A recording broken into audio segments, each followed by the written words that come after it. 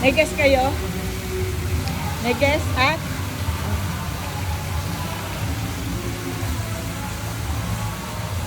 Bukas pa, ano doon, gagamitin yung itaas?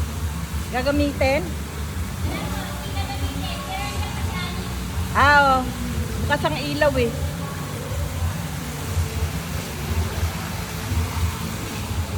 Ay.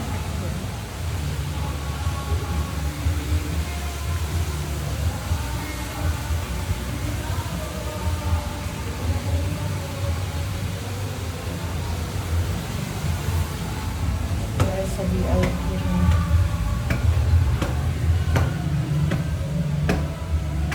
Hello? May gagamit nito? May gagamit?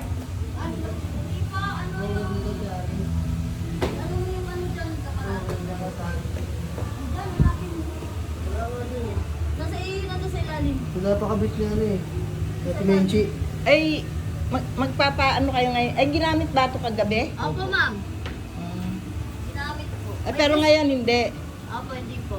Pinaksitan ko lang, ma'am. Baka sakaling kuhain. Ano? Sabi niya Ate Menchi, dito daw eh. Ano yung nahanap? Bahal, pakibaba mo nga ito. Sa drawer po. Pakibaba mo na yan, Bahal.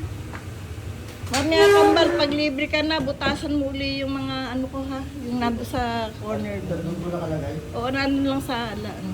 Yun na lang naman.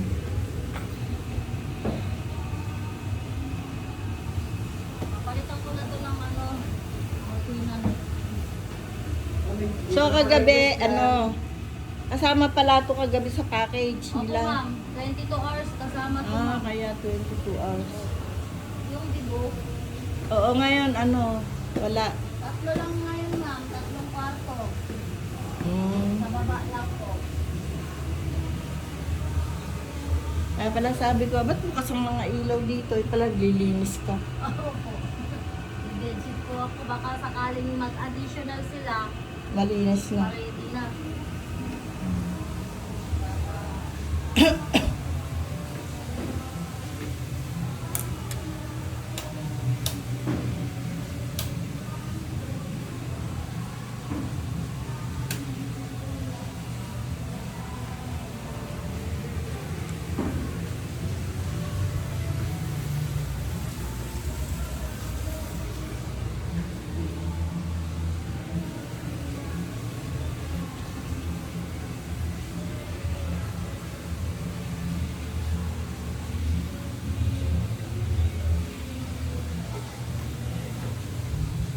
Ayan, dito mo pala nilagay yung photos mo. Ang ganda, oh. Papalitan lang ng tubig yan pagka isang linggo na. Babaho yan.